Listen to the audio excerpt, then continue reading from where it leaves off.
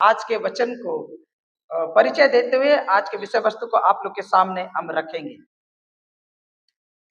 मत्ती 10 अध्याय उसका 32 पद से, जो कि मनुष्य के सामने मुझे मान लेगा उसे मैं भी अपने स्वर्गीय पिता के सामने मान लूंगा, पर जो कोई मनुष्य के सामने मेरा इनकार करेगा उससे मैं भी अपने स्वर्गीय पिता के सामने इनकार करूंगा। 10 का 34, या ना समझो कि मैं पृथ्वी पर मिलाप कराने आया हूं, मैं मिलाप कराने नहीं पर तलवार चलाने आया हूं। मैं तो आया हूं कि मनुष्य को उसके पिता से और बेटी को उसकी मां से और बहू को उसकी सास से अलग कर दूं। मनुष्य के बैरी उसके घर ही के लोग होंगे। 37, जो माता या पिता को मुझसे अधिक प्रिय जानता है वो मेरे योग्य नहीं, और जो बेटा या बेटी को मुझसे अधिक प्रिय जानता है वह मेरे योग्य नहीं, और जो अपना क्रूस लेकर मेरे पीछे ना चले वो मेरे योग्य नहीं। जो अपना प्राण बचाता है वह उसे खोएगा, और जो मेरे कारण अपना प्राण खोता है वह उसे पाएगा। आइए हम सर को झुकाएं। प्रभु ये वचन तेरा, हम सब तेरे हैं, तेरे भक्तों से तू बोल और बातचीत कर। तूने अपने वचन में कहा है परमेश्वर प्रभु तेरा वचन जो है वो आत्मा भी है और जीवन भी है। तेरा वचन परमेश्वर प्रभु स्वर्गीय मन्ना है, हमारे मन को भाए। तेरा वचन प्रभु तलवार है, हर एक झाड़ियों को काट कर हमारे जीवन से निकाले जो तेरे इच्छा के अनुरूप नहीं। पवित्र पिता, इस समय पूरे बाधा विघ्न को तेरे हाथ में सौंपते, अपने देह प्राण आत्मा को तेरे हाथ में सौंपते प्रभु। तेरा वचन ओस की नाई इस समय हमारे प्राणों को शीतल जल की नाई ओ परमेश्वर ठंडक पहुंचाए। ओ प्रभु मधुसा हमें मीठा और तरोताजा लगे परमेश्वर प्रभु। आज पूरे वातावरण को तेरे हाथ में सौंपते हैं प्रभु। ये वचन कड़वा है लेकिन मीठा प्राण को लगे, यीशु के नाम में मांगते हैं, आमेन। हम लोग पिछले कई सप्ताहों में इस वचन के ऊपर अध्ययन कर रहे हैं और हम लोग का देखने का विषय है यीशु के सच्चे चेले और सताव। यीशु के सच्चे चेले और सताव, ये विषय से आपको समझ में आ जाएगा कि अगर झूठे चेले हैं तो आपको सताव नहीं होगा, अगर सच्चे चेले हैं तो सताव अवश्य होगा। और इसके ऊपर मैंने आप लोग के सामने 2-3 हफ्ता से आप लोग के सामने रखा, उसे रिव्यू करते हुए जल्दी जल्दी हम आप लोग के सामने रखते हुए आगे बढ़ेंगे और आज के विषय वस्तु को आप लोग के सामने रखेंगे, क्योंकि हमारे 3 प्रिय लोग आज बपतिस्मा ले रहे हैं और यहाँ बहुत रहे हैं जो बपतिस्मा ले चुके हैं और यीशु के चेले के रूप में दुनिया के सामने घोषणा कर चुके हैं। लेकिन बहुतों को ये पता नहीं कि यीशु के पीछे चलने के मतलब होता है क्रूस को लेकर चलना, क्रूस को पहनना नहीं, क्रूस को लेकर चलना। अरे क्रूस कई तरह से आते हैं, जिसे मैंने आप लोग के सामने रखा था कि सताव कई प्रकार के होते हैं और उसके ऊपर व्याख्या तो नहीं करेंगे लेकिन कुछ बातों को आप लोग के सामने स्पष्ट रूप से रखना चाहेंगे। इसलिए स्क्रीन को देखिएगा, वचन को जल्दी जल्दी मैं पढ़ूंगा और आगे बढ़ूंगा। यीशु के चेले और सताव, इस पास्टर के बारे में मैंने आप लोग को बताया था, उनके साथ जो कुछ हुआ। और आज आइए फलपत्र 4 का 12 से लेकर 16 तक को देखेंगे। वचन बोलता है इस प्रकार, हे प्रियो, जो दुख रूपी अग्नि तुम्हारे परखने के लिए तुम में भड़की है, इससे यह समझकर अचंभा ना करो कि कोई अनोखी बात तुम पर बीत रही है, पर जैसे जैसे मसीह के दुख में सहभागी होते हो आनंद करो, जिससे उसकी महिमा के प्रकट होने के समय भी तुम आनंदित और मगन हो। आगे का वचन को ध्यान से देखिएगा। फिर यदि मसीह के नाम के लिए तुम्हारी निंदा की जाती है तो धन्य हो। इसके नाम के लिए, मसीह के नाम के लिए तुम्हारी निंदा की जाती है तो धन्य हो, क्योंकि महिमा का आत्मा जो परमेश्वर का आत्मा तुम पर छाया करती है। तुम में से कोई व्यक्ति हत्यारा या चोर या कुकर्मी होने या पराये काम में हाथ डालने के कारण दुख ना पाए, पर यदि मसीही होने के कारण दुख पाए, यदि क्रिश्चियन होने के कारण दुख पाए, यीशु का चेला होने के कारण दुख पाए तो लज्जित ना हो, पर इस बात के लिए परमेश्वर की महिमा करो। हालेलुया। मसीह होने के कारण दुख उठाना पड़ता है और इसीलिए सच्चे चेले के जीवन में सताव आती है। इसलिए अचंभा नहीं करना चाहिए आपके जीवन में। जब आप बपतिस्मा ले लिए आप लोग बोलेंगे मेरा जिंदगी सेट हो गया। नहीं, सेट नहीं हुआ, सही राह पे चला है जो क्रूस का राह है और उसमें कष्ट और दुख आएंगे। यीशु ने बात कभी नहीं छुपाई। मत्ती 5:10 में उसने कहा, धन्य है जो धर्म के कारण सताए जाते हैं, क्योंकि स्वर्ग का राज उन्हीं का है। धन्य है जो धर्म के कारण सताए जाते हैं, क्योंकि स्वर्ग का राज उन्हीं का है। यानी कि आप अगर स्वर्ग के राज के लिए अपने आप को तैयार कर रहे हैं तो सताव आएगी। मत्ती 5:11 में प्रभु कहते हैं, धन्य हो तुम जब मनुष्य मेरे कारण, इसके कारण, मेरे कारण तुम्हारी निंदा करे, यीशु की निंदा नहीं, तुम्हारी निंदा करे और सताएं, और झूठ बोल बोलकर, सच बोल बोलकर नहीं, झूठ बोल बोलकर तुम्हारे विरोध में सब प्रकार की बुरी बातें कहें। यानी कि आप मसीह के ऊपर पीछे चल रहे, लोग बात बनाएंगे और बुरी बुरी बात बनाएंगे, तो घबराना नहीं, घबराना नहीं, ये तो आपके थाली में है। मत्ती 5:12, आनंदित और मगन होना, क्योंकि तुम्हारे लिए स्वर्ग में बड़ा प्रतिफल है, इसलिए कि उन्होंने उन भक्तों को जो तुमसे पहले थे इसी रीति से सताया था। कैसे? उल्टा पुल्टा बोल बोल के, उल्टा पुल्टा बोल बोल के। हमारे भाई बहन लोग बोलता है, ये मुसलमान बन गया बोलता है, और वो लोग को अलग अलग से व्यवहार करता है। हाँ, अब सुने डायलॉग। हाँ, कोई बोलता है गलत जगह में जाता है, गलत धंधा करता है, क्या क्या नहीं बोलते हैं अड़ोस पड़ोस के लोग, क्योंकि उनके अंदर इस और ही आत्मा काम कर रही है। मत्ती 13:20-21। और जो पथरीली भूमि पर बोया गया वह यह है, जो वचन सुनकर तुरंत आनंद के साथ मान लेता, पर अपने में जड़ न रखने के कारण वह थोड़े दिन का रह पाता है, और जब वचन के कारण क्लेश और उत्पीड़न होता है तो तुरंत ठोकर खाता है। जब मसीह के साथ आप चल रहे हैं तो प्रभु के वचन सुन रहे हैं, आप परमेश्वर के वचन को जब मानने का प्रयास करेंगे और वचन के अनुसार चलने का प्रयास करेंगे, तो वचन के कारण आपके जीवन में क्लेश आएंगे, सताव आएंगे, परसिक्यूशन आएंगे, इंग्लिश में बोलता है, और उत्पीड़न आएंगे। समझ मारा? प्रभु के राह पर चलेंगे, वचन के अनुसार चलेंगे। वचन के बगैर, बिना बाइबल के अगर जीना चाहते हो, कोई आपको परेशान नहीं करेगा। लेकिन अगर वचन के अनुसार चलोगे, आप बपतिस्मा ले रहे हैं और बपतिस्मा ले चुके, तो आपके जीवन में क्लेश आएगा। समझ में आ रहा है? लूका 21:12 में कहते हैं यीशु मसीह, परंतु इन सब बातों से पहले जो वे मेरे नाम के कारण तुम्हें पकड़ेंगे और सताएंगे और आराधनालयों में से निकाले सौंपेंगे और बंदी गृह में डलवाएंगे और राजाओं राज्यपालों के सामने ले जाएंगे। धरपकड़ हो रहा है, इंडिया में हो रहा, बाहर में हो रहा, बहुत कुछ होगा और भी होने वाला है। यूहन्ना 5:16 में प्रभु यीशु मसीह कहते हैं, इस कारण यहूदी यीशु को सताने लगे। किसको? यीशु को सताने लगे, क्योंकि वह ऐसे ऐसे काम सबके दिन करता था। क्या करता था? हाँ, बीमारों को चंगा करता था। हाँ, बीमारों को चंगा करता था, लंगड़ों को चलाता था। हाँ, और क्या करता था? अद्भुत अद्भुत भले काम करता था, किस दिन? सब्त दिन, और उसको सता रहे थे यीशु मसीह।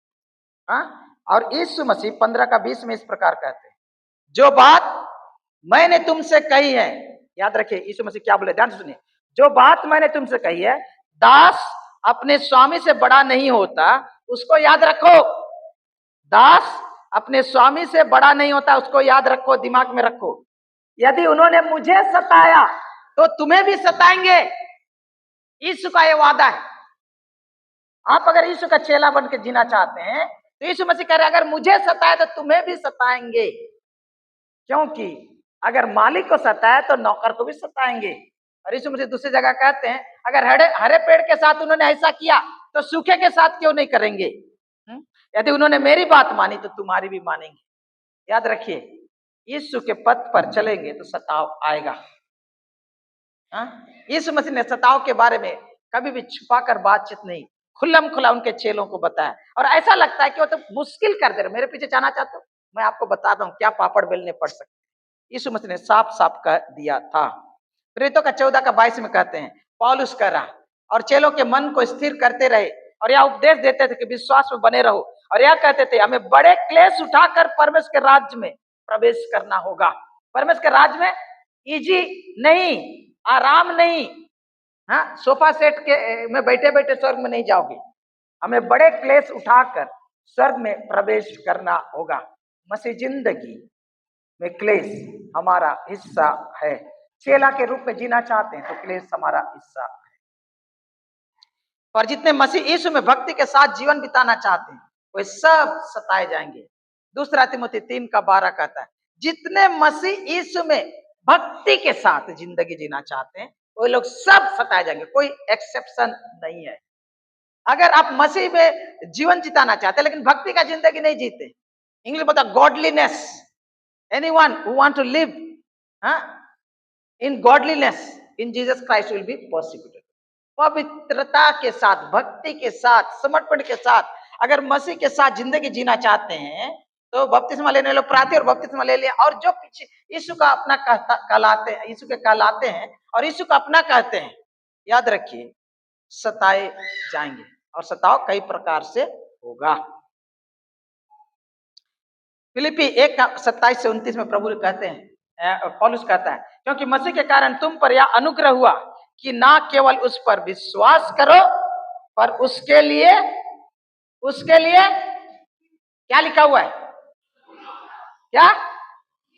हाँ, बहुत लोग क्या चाहते हैं, यीशु पर विश्वास करो, वो तुम्हारे पापों को क्षमा करेगा, तुम्हारा जिंदगी बदल देगा, तुम्हारा बीमारी दूर हो जाएगा, तुम्हारा जिंदगी में संपन्नता आ जाएगी, बहुत कुछ शिक्षा दी जाती है, इसमें कोई खराबी नहीं है।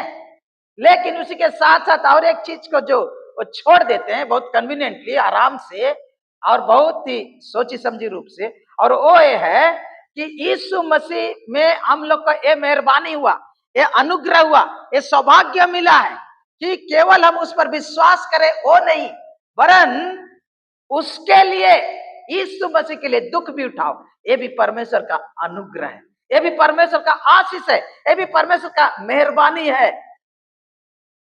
समझ मारा? इसीलिए 4:19 को और 29 को पढ़ते हैं तो हम लोग पाते हैं कि पतरस और बाकी प्रेरितों को जब बहुत पिटवाया गया तो लोग प्रार्थना करते हैं, हे परमेश्वर इनकी धमकियों को देख और हमें ऐसा साहस दे कि हम परमेश्वर के वचन को हिवाए के साथ प्रचार करें, सुनाएं, और तेरे पवित्र बेटे यीशु के नाम से चिन्ह और सामर्थ के काम किए जाएं। उसके बाद क्या बच्चा, उसके ऊपर क्या लिखा हुआ मालूम है? वो लोग इस बात से आनंदित हुए कि यीशु के लिए वे अनादर होने के योग्य तो ठहरे। मेरे प्रियो, यीशु मसीह में ये हमारा सौभाग्य है कि यीशु के लिए दुख भी उठाएं। कौन मोहब्बत नहीं चाहता है? हर एक चाहता है, किसे जरूरत नहीं है? हर एक को जरूरत है। लेकिन ये मोहब्बत खुदा ने अपने पुत्र को मौत के मुंह में डाला क्रूस पर, ताकि आपके मोहब्बत को आपके लिए प्रमाणित करे। और जहां भी मोहब्बत होता है वहां पीड़ा जरूर होती है। एवरीथिंग रोजी रोजी नहीं रहती, वहां कष्ट भी होता है, कष्ट भी होता है। और प्रभु को प्रेम करने में ऐसा है। इसीलिए पहला पत्रस को जब हम पढ़े तो हम लोग बोलता है, मसीह होने के कारण दुख पाए तो लज्जित ना हो, पर इस बात के लिए परमेश्वर की महिमा करो। परमेश्वर का वचन बताता है कि जब मसीह होने के कारण जब हमें दुख उठाता है तो बोलता है परमेश्वर, हालेलुया प्रभु, तेरे लिए हम दुख उठाए, तेरे लिए लज्जित हुए, तेरे नाम के कारण मेरा निंदा हो रही है, मेरी बदनामी हो रही, मेरे बाहर विरोध में षड्यंत्र किया जा रहा, मुझे जेल में फंसाने की कोशिश कर रहा। प्रभु तेरा धन्यवाद, क्यों? क्योंकि मेरे लिए स्वर्ग में बड़ा प्रतिफल है। मत्ती 5:12 कहता है, क्योंकि उन्होंने इसी रीति से सताया। समझ में आया? इसीलिए मेरे प्रियो, बपतिस्मा वो घड़ी है जहां पर शैतान आपको रोकने के प्रयास करता है, रोकने का प्रयास करता है। क्योंकि एक बार एक व्यक्ति बपतिस्मा ले लेता है तो प्रभु के संतान के रूप, उसके चेले के रूप में अपने आप को क्या करता है? चिन्हित करता है। लेकिन और एक चिन्हित हमारे लिए भी होती है कि हमारे माथे पर भी क्रूस का दाग लगा दिया जाता है। जैसे मैंने आप लोग को बताया था वो कोप्टिक क्रिश्चियन लोगों को किस प्रकार मारा गया। ये जो 21 लोगों को 3 जनवरी 2015 में मारा गया था, है ना, आईसिस के द्वारा इन सबों को कत्ल कर दिया गया, हलाल कर दिया गया। पहला पत्रस 5:8 से 9 कहता है, सचेत हो और जागते रहो, क्योंकि तुम्हारा विरोधी शैतान गर्जने वाले सिंह के समान इस ताक में रहता है, इस खोज में रहता है कि किसको फाड़ कर, और विश्वास में दृढ़ होकर या जानकर उसका सामना करो, शैतान का सामना करो, कि तुम्हारे भाई जो संसार में हैं ऐसे ही दुख भुगतते हैं। खाली आपके जीवन में दुख नहीं आ रहा, आपके जीवन में सताव नहीं आ रहा, वरन जितने मसीह उनके जीवन में दुख आती है। तो आप लोग को चुनौती दिए थे और आज फिर देते हैं हे मसीह तैयार हो जाओ, प्रभु के लिए क्रूस उठाने के लिए, प्रभु के लिए सताव सहने के लिए चेले हो। तो इस बात को जान लो कि हमारे जीवन में ये है।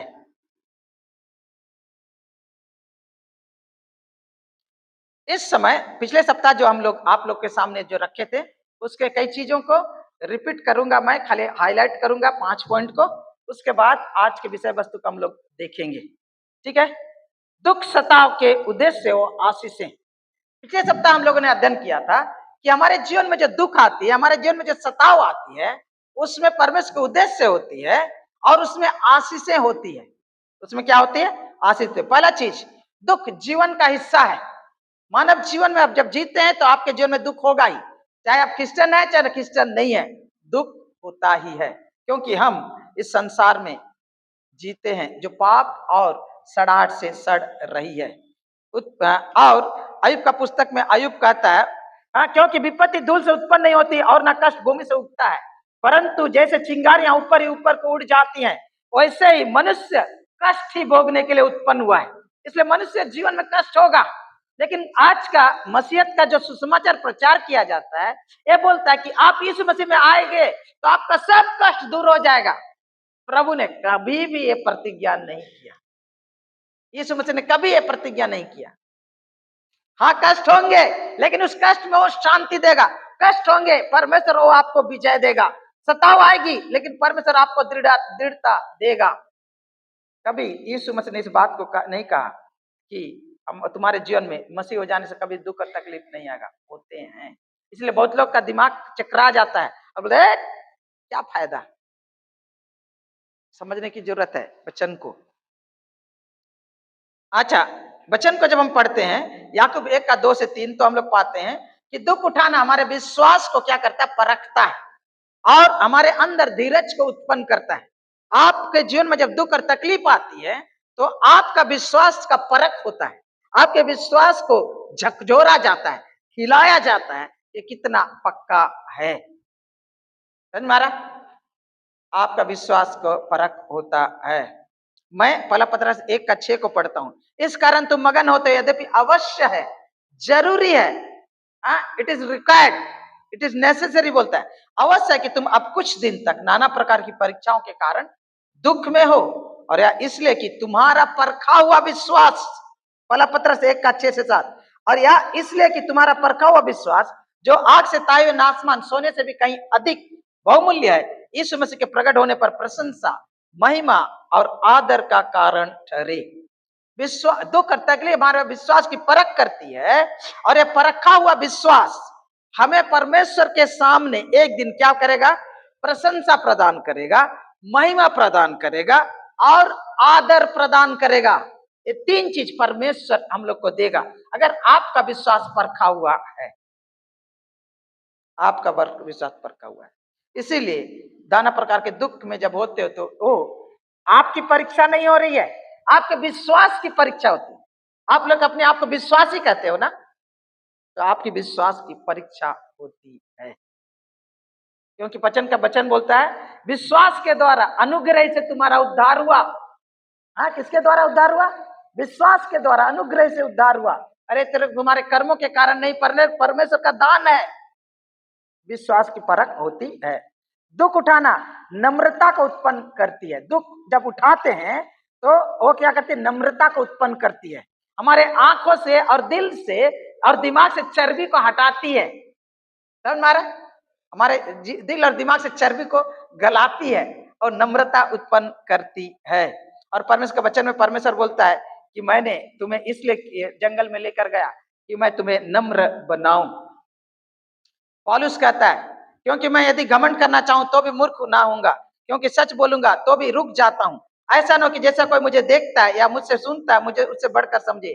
इसलिए कि मैं प्रकाशनों की बहुतायत के कारण फूल ना जाऊं, मेरे शरीर में कांटा चुभाएगा, अर्थात शैतान का एक दूत कि मुझे घूंसे मारे ताकि मैं फूल ना जाऊं। परमेश्वर बहुत बार हमारे जीवन में नम्र बनाने के लिए हमें क्या करता है?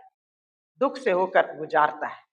क्योंकि जैसे ही हम लोग घमंड से हो जाते हैं ना, तो माँ बेंगोर पेटो फूल फाटी गोला वही वाला होता है ना। तो क्या होता है कि परमेश्वर हमें नम्र बनाने के लिए बहुत बार दुख के आंच से होकर गुजरने देता है, आंच से होकर गुजरने देता है। समझ में आ रहा? यीशु मसीह ने कहा, हे बोझ से दबे हुए लोगों, मेरे पास आओ, मैं तुम्हें विश्राम दूंगा। मेरा जुआ अपने ऊपर उठा लो और मुझसे सीखो, क्योंकि मैं मन में नम्र और दीन हूं, और तुम अपने प्राणों में, अपने जीवन में क्या पाओगे? विश्राम पाओगे। यीशु मसीह नम्रता और दीनता का पीछा करने के लिए हमें कहता है, और दुख हमें बहुत बार नम्र बनाता है। समझ में आ रहा? नम्र बनाता है। समझ में आ रहा? और इसी बात को समझिए। अब सुने वाला बात, बहुत बार लड़का बहुत उलट पुलट करते रहता है, ठीक है, हाँ, और बहुत दादागिरी करते, आइडिया करता है, इधर उल्टा पुल्टा काम करते रहता है, ठीक है, हाँ। तो लड़का लड़का को क्या करता है, माँ बाप लोग, गांव घर वाला लोग जैसे बोलता है, इसको शादी करा दो, ठीक है, देखिएगा तो सब धीरे से, सब इंग्लिश में बोलता मेलो हो जाता है। क्योंकि जब एक के बाद एक चुनौती का सामना करना पड़ता है, जिम्मेदारी आ जाती है, तो क्या होता है, हाँ, सब बचकनागिरी निकल जाता है और उसके अंदर गंभीरता आ जाता है। और मैं आपको बताता हूं कि दुख और तकलीफ मसीह जीवन में नम्रता को उत्पन्न करता है। अच्छा, एक वचन को पढ़ेंगे, इब्रानी 2:10, क्योंकि जिसके लिए सब कुछ है और जिसके द्वारा सब कुछ है, उसको यही अच्छा लगा कि बहुत से पुत्रों को महिमा में पहुंचाए, तो उनके उद्धार के कर्ता को दुख उठाने के द्वारा सिद्ध करे। दुख उठाने के द्वारा क्या करे? सिद्ध करे। याकूब 1:2 बोलता है, हे भाइयों, जब तुम नाना प्रकार की परीक्षा में पढ़ो तो इसके पूरे आनंद की बात समझो, यह जानकर कि तुम्हारे विश्वास के परखे जाने से धीरज उत्पन्न होता है। धीरज को अपना पूरा काम करने दो कि तुम पूरे और सिद्ध हो जाओ, और तुम्हें किसी बात की घटी नहीं। आप अगर मसीह में परिपक्व होना चाहते हैं तो क्या करना चाहिए? बोलता है बाइबल स्टडी करो, प्रार्थना करो, गिरजा जाओ, संगति करो और शिक्षा को सुनो, हाँ, और प्रभु की सेवा करो। इसके द्वारा तुम क्या बनोगे? परिपक्व बनोगे। एकदम सही है। ये आत्मिक जीवन में बहुत जरूरी है। वचन पढ़ना, प्रार्थना करना, कलीसिया में आराधना करना, संगति करना, प्रभु की सेवा करना। लेकिन मालूम है क्या चीज आपको सबसे जल्दी और सही रीति से परिपक्व बनाएगी, आपको मैच्योर करेगी? मालूम है? वो है सताव, परसिक्यूशन। दुख आपके जीवन में परिपक्वता लेकर आती है, क्योंकि दुख के द्वारा आपके विश्वास की परख होती है, विश्वास के द्वारा धीरज उत्पन्न होता है, और धीरज जब आपके जीवन में काम करने लगता है तो आप परिपक्व होते हैं, सिद्ध होते हैं। समझ में आ रहा? इसीलिए परमेश्वर आपके जीवन में दुख को आने देता है, क्योंकि परमेश्वर आपको विश्वास में परिपक्व बनाना चाहता है। पांचवा, दुख उठाना आज्ञाकारिता को क्या करता है? उत्पन्न करता है। दुख के द्वारा परमेश्वर हमें क्या बनाता है? बता पढ़िएगा, इब्रानी 5:8-9। और पुत्र होने पर भी उसने दुख उठाकर आज्ञा मानी सीखी। हाँ, क्या बोलता है? दुख के द्वारा हम परमेश्वर की आज्ञा को मानना सीखते हैं, क्योंकि बहुत बार हमारे जीवन में विद्रोह रहता है, हाँ, और हमारे अंदर बलवा का आत्मा रहता है, और हम लोग परमेश्वर की आज्ञा का पालन नहीं करना चाहते हैं। और कभी कभी परमेश्वर इस दुख के छड़ी को इस्तेमाल करता है ताकि हम उसके आज्ञा का पालन करें। यीशु मसीह भी आज्ञा माननी सीखी। आज्ञा का, हमेशा पिता का आज्ञा का पालन करा था, लेकिन यीशु मसीह जो आज्ञा मानकर क्रूस की मृत्यु सहली, फिलिपी 2:5 से लेकर 9 तक, तो 11 तक, तो आप पढ़िएगा कि आज्ञाकारिता में कौन सा कीमत चुकाना पड़ता है, यीशु मसीह ने अनुभव किया आपके लिए और हमारे लिए। आइए आज के वचन को हम लोग जल्दी जल्दी देखेंगे, 2-2 मिनट में, ठीक है। आप जो यीशु मसीह के जीवन में पीछे चल रहे हैं, तो आपके जीवन में दुख आएगी, और उसके जो आशीष और उद्देश्य है, 6वां उद्देश्य आप लोग के सामने रख रहे हैं मेरे प्रियो। ऐसा 53:10 को पढ़ेंगे। दुख उठाना, हाँ, परमेश्वर पिता को अच्छा लगता है, हाँ, आपका स्वर्गीय पिता को ये अच्छा लगता है कि उसका पुत्र यीशु मसीह दुख उठाए। उसको ये भी अच्छा लगता है कि आप और हम भी दुख उठाएं। आप जो अभी तक जो सुने हैं ना, आपका थियोलॉजी को मैं उलट के, हाँ, खंगाल रहा हूं। आप जो सीखे हैं उसे मैं उलट के खंगाल रहा हूं, हंडी को उलट रहा हूं, और नीचे उलट रहा हूं तो दिखाई दे रहा कि काला है। उसको घस के चमकाना पड़ेगा। और वचन ये बोलता है, आइए ऐसा 53:10, तो भी यहोवा को यही भाया कि उसे कुचले, उसी ने उसको रोगी कर दिया। जब वो अपना प्राण दोष बलि करे तब वह वंश देखने पाएगा, वह बहुत दिन जीवित रहेगा, उसके हाथ से यहोवा की इच्छा पूरी हो जाएगी। आइए इफिसी 5:2 को कोई पढ़ दीजिएगा। अच्छा मैं ही पढ़ रहा हूं, टाइम नहीं है इसलिए। और प्रेम में चलो, और जैसे मसीह ने तुमसे प्रेम किया, यीशु मसीह ने जैसे प्रेम किया और हमारे लिए अपने आप को सुगंधदायक सुगंध के रूप में परमेश्वर के आगे भेंट करके बलिदान किया। क्या बोलता है? यीशु मसीह ने दुख उठाया और कोड़ों की मार सही, कांटों का मुकुट पहना, हाथ और पांव को कीले से ठोका गया और क्रूस की सबसे लज्जित और दर्दनाक और सबसे घिनौना मौत जो मरा, वो क्या था? बोलता है यीशु मसीह ने अपने आप को एक सुगंधदायक होम बलि करके परमेश्वर को भेंट कर दिया। यीशु मसीह का दुख उठाना, वचन बताता है कि परमेश्वर को सुगंध की तरह। आप लोग परफ्यूम लगाते, धूप जलाए कभी घर में? अगरबत्ती बहुत लोग पसंद करते हैं, है ना? और क्या कर उसको जलाते हैं तो सुगंध आता है नथनों पर, हाँ नथनों पर। और परमेश्वर के लिए अच्छा लगा, बोलता क्यों? अगर वचन को पढ़ेंगे तो हम लोग पाते कि उसको अच्छा नहीं लगा, वरन उसने आंख का मुंह अपना मुंह फेर लिया और यीशु मसीह कहते हैं पिता, है पिता, तूने मुझे क्यों छोड़ दिया? लेकिन यहाँ वचन बोल रहा है कि उसे अच्छा लगा। क्यों मालूम है?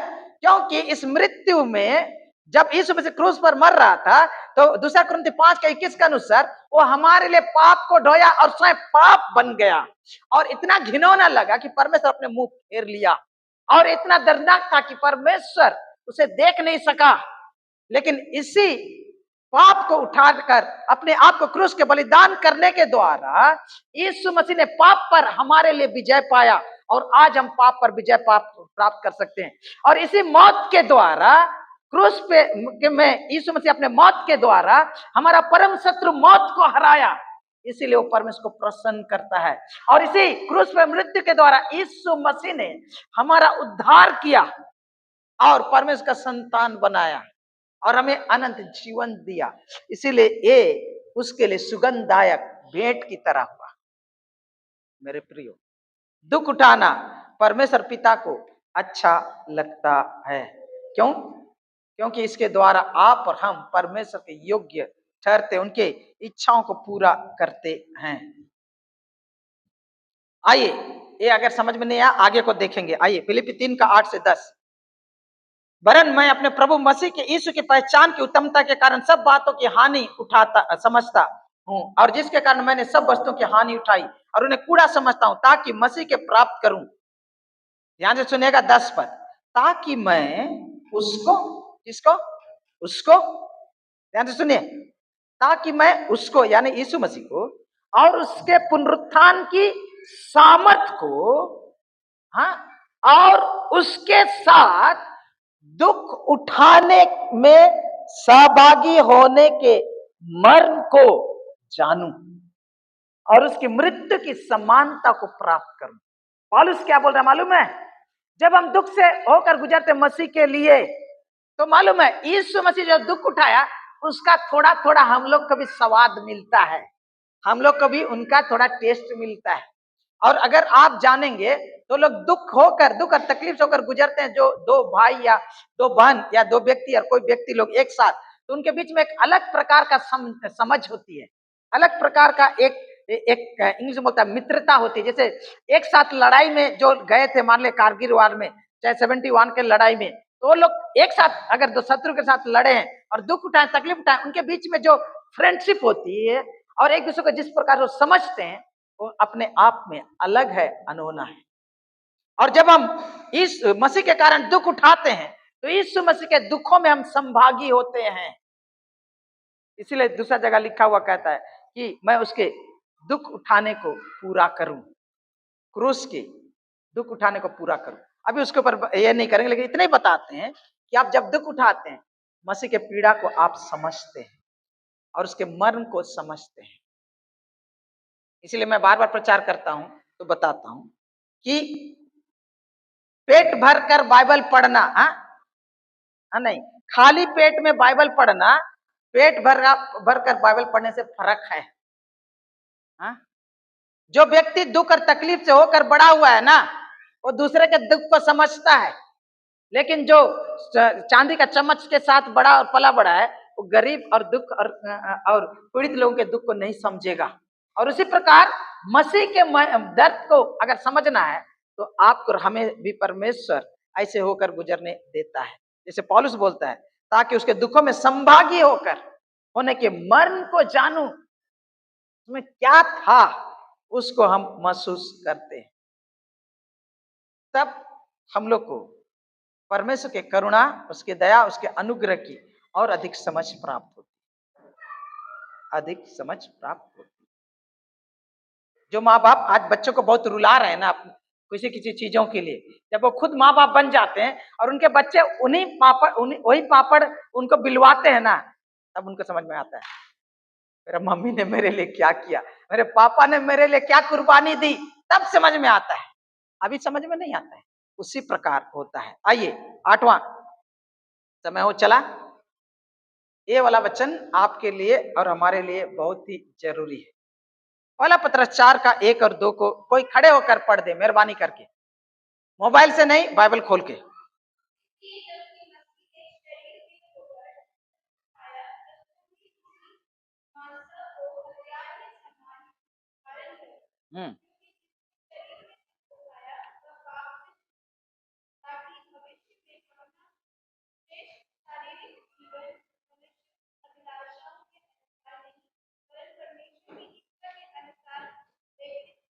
हाँ, इस वचन को पढ़ेंगे तो पाते, इसलिए कि जब मसीह ने शरीर में होकर दुख उठाया तो तुम भी उस मनसा को हथियार के साथ धारण करो, क्योंकि जिसने शरीर में होकर दुख उठाया वो पाप से छूट गया, हाँ, ताकि भविष्य में अपने से शारीरिक जीवन मनुष्य की अभिलाषाओं के अनुसार नहीं परंतु परमेश्वर की इच्छा के अनुसार जीवन बिताओ।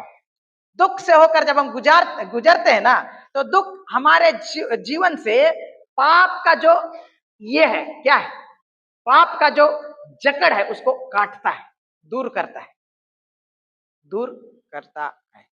मालूम है, बहुत बार पाप को हम छोड़ना नहीं चाहते हैं तो परमेश्वर कभी कभी हम लोग को हॉट सीट में बैठा देता है, देखिएगा वो पाप आराम से छूट जाता है। क्यों मालूम है, हम लोग बच्चों को बहुत बार सुधारने की कोशिश करते हैं, ए बाबू मत करो, ये करो, ये करो, मत करो, मत करो, फिर कान के नीचे एक तो या पीठ के नीचे या पीछे में अगर लग जाता है ना सोटा, देखिए पूरा लाइन में आ जाता। कभी कभी परमेश्वर ऐसा ही होने देता है। आपको विश्वास नहीं है, ये वचन को मैं बहुत विश्वास करता और प्रचार करता हूँ, लोगों को पसंद नहीं है, लेकिन 22 का 15 नीति वचन इस प्रकार कहता है, लड़के के मन में मूर्खता की गांठ बंधी होती रहती है। आपके आंचल में गांठ बांधते हैं ना, नीति वचन 22 का 15, लड़के के मन में मूर्खता की गांठ बंधी रहती है, परंतु अनुशासन की छड़ी के द्वारा वह खोलकर उससे दूर की जाती है। समझ में आ रहा है?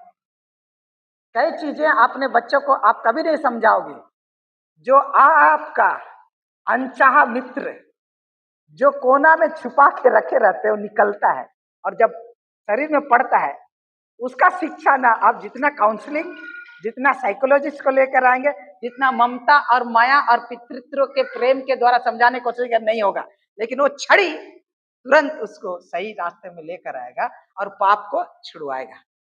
ये अपने जीवन से हम अनुभव करते हैं, और परमेश्वर ऐसा होने देता है क्योंकि परमेश्वर आपको इतना प्यार करता है, परमेश्वर आपको इतना प्यार करता है, इतना प्यार करता है, इतना प्यार करता है कि वो आपको पवित्र करने के लिए दुख का छड़ी को भी इस्तेमाल करेगा।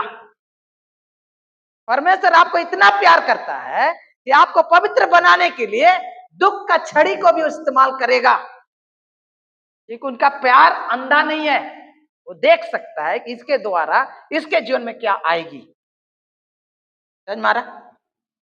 इसीलिए परमेश्वर आपके और हमारे जीवन में बहुत बार दुख को आने देता है, क्योंकि दुख हमारे जीवन से पाप के पावर को तोड़ता है। 9वां दूसरा पत्रस पहला पत्रस 2 का 18 से 21 को हम पढ़ेंगे। तो इस वचन को हम लोग बहुत बार पढ़े हैं, लेकिन ऊपर नहीं पढ़ते, नीचे नहीं पढ़ते, एक तो वचन को पढ़ते हैं। आइए हम पढ़ते हैं 18 से। कैसे को हर प्रकार के भय के साथ अपने स्वामियों के अधीन रहो, न केवल भलों और नम्र के पर कुटिलों के भी, क्योंकि यदि कोई परमेश्वर का विचार करके अन्याय से दुख उठाता हुआ क्लेश सहता है तो यह सुहावना है, क्योंकि यदि तुमने अपराध करके घूसे खाए तो धीरज धरा और उसमें क्या बड़ाई हुई, तो उसमें क्या बड़ाई की बात है। पर यदि भला करके दुख उठाते हो तो और धीरज धरते हो तो यह परमेश्वर को अच्छा लगता है, भाता है।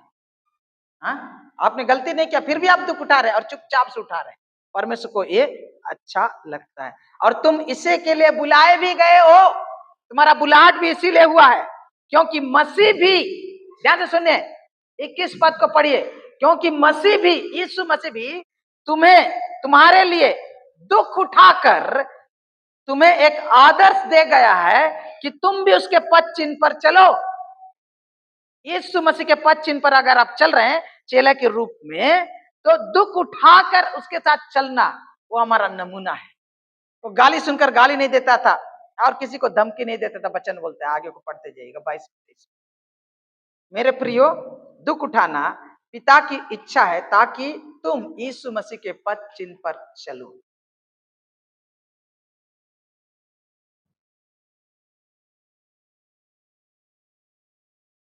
समझ में आया? यीशु मसीह के नक्शे कदम में चलना है। यीशु मसीह आपका नमूना है।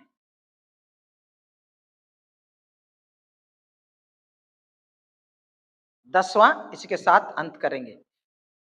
दुख उठाना आने वाले समय में आपको और हमें महिमा प्रदान करेगी।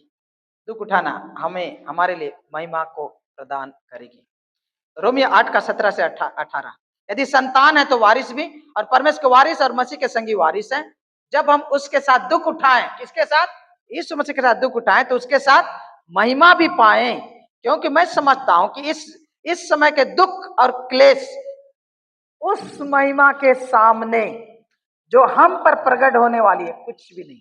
हम लोग को महिमा मिलने वाला, अभी जो भी दुख और तकलीफ हो रहा ना, वो कोई बड़ी बात नहीं है। 2 कुरिन्थी 4 का 16 से 18, इसलिए हम सांस नहीं छोड़ते, यद्यपि हमारा बाहरी मनुष्य नाश भी होता जाता है तो भी हमारा भीतरी मनुष्य दिन प्रतिदिन नया होता है, क्योंकि हमारा पल भर का हल्का सा क्लेश हमारे लिए बहुत ही महत्वपूर्ण और अनंत महिमा उत्पन्न करता जाता है। हमारा जो दुख उठाना हमारे लिए महिमा को उत्पन्न करता है। जो भी एथलेटिक दौड़ता है, कितना पापड़ बेलना पड़ता है, कितना कसरत करना पड़ता है, कितना प्रैक्टिस करना, कितना डिसिप्लिन करना पड़ता है, तब जाके उसे मुकुट मिलता है। मेरे प्रियो, पहला पत्रस 1 का 11, उन्होंने इस बात की खोज की और मसीह का आत्मा जो उनमें था पहले ही मसीह के दुखों की और उसके बाद होने वाली महिमा की गवाही देता था। वह कौन से और कैसे समय की ओर संकेत करता। 4 का 12, पहला पत्रस 4 का 12 और 14, 12, 13, 14, हे प्रियो, जो दुख रूपी अग्नि तुम्हारे परखने के लिए तुम में भड़की है, उससे यह समझकर अचंभा ना करो, क्योंकि अनोखी बात तुम पर बीत रही है, पर जैसे जैसे मसीह के दुखों में सहभागी होते हो आनंद करो, जिससे उसकी महिमा के प्रकट होने के समय होते समय तुम भी आनंदित और मगन हो। फिर यदि मसीह के नाम के लिए तुम्हारी निंदा की जाती है तो धन्य हो, क्योंकि महिमा की आत्मा जो परमेश्वर की आत्मा है तुम पर छाया करती है। जब हम मसीह के लिए दुख उठाते हैं तो परमेश्वर का आत्मा जो महिमा का आत्मा है उसका खास उपस्थिति हमारे ऊपर पाई जाती है। हम लोग महिमा पाना चाहते हैं, प्रशंसा पाना चाहते हैं, लेकिन वो महिमा आज ही आपको प्राप्त होगी यदि आप मसीह के कारण दुख से होकर गुजरते हैं, क्योंकि वो आत्मा आपके अंदर है और उसका छाया आपके ऊपर बना हुआ रहता है जब आप और हम मसीह के लिए दुख उठाते हैं। मेरे प्रियो, बपतिस्मा ले रहे हैं, समझ लो क्या आने वाला है। हम दुख को नहीं बुलाते, लेकिन दुख हमारे झोली में आती है, और यीशु के चेले के रूप में जब जिंदगी जिएंगे तो क्रूस को उठाकर लेकर चलना है। अगर आप कहते हैं मैं जब यीशु पर विश्वास किया तो इस बात के लिए मैंने सौदा नहीं किया था, तो शायद आपका वकील आपको नहीं बताया, आपका पास्टर या आपका अगुआ या आपको सुसमाचार प्रचार करने वाला ये नहीं बताया कि इस दस्तावेज में, इस हलफनामे में क्या क्या लिखा गया है। मैं आपको खुलेआम बताता हूँ, यीशु ने कहा जो कोई मेरे पीछे हो ले वो अपना क्रूस उठाकर मेरे पीछे हो ले।